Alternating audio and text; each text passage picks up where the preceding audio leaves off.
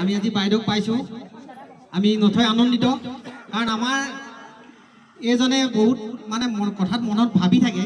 যেহেতু এওক দেখি আছে, মোকো আপোনালোকে চিনি পাব লাগিব, অলপ হ'লেওতো জানিব লাগিব।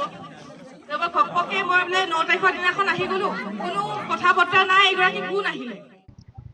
নিৰ্বাচনী প্ৰচাৰ সভা বুলি নহয়, আমি আচলতে মত বিনিময় নিচিনা চোতালত বৈঠক নিচিনাকে এনেকে মানে সভা নিচিনা কৰিছোঁ। মানুহখিনি গোটেইখিনি মহিলাখিনি গোট খাইছে আৰু যুৱক সকলো গোট খাইছে।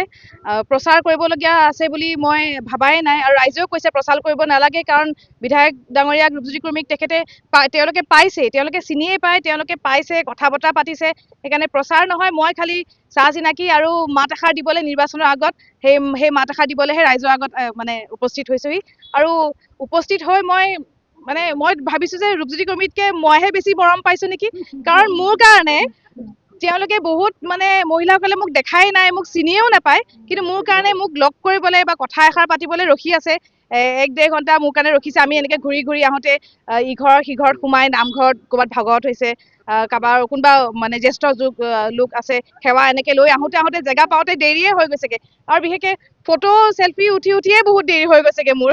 সেইকাৰণে মানুহখিনি ইমান আগ্ৰহেৰে যে এতিয়া ফটো তুলিবলৈ ৰখি আছে, কৈ আছে, ইমান আগ্ৰহেৰে যে বাট চাই আছে, সেইটোৱে মৰম, সেইটোৱে ৰাইজৰ আশীৰ্বাদ। সেইটো পাই মই নথৈ আনন্দিত হৈছোঁ। আৰু ৰাইজক কৃতজ্ঞতা বা ধন্যবাদ জনাবলৈ ভাষাই নোহোৱা হৈ গৈছে মোৰ এতিয়া।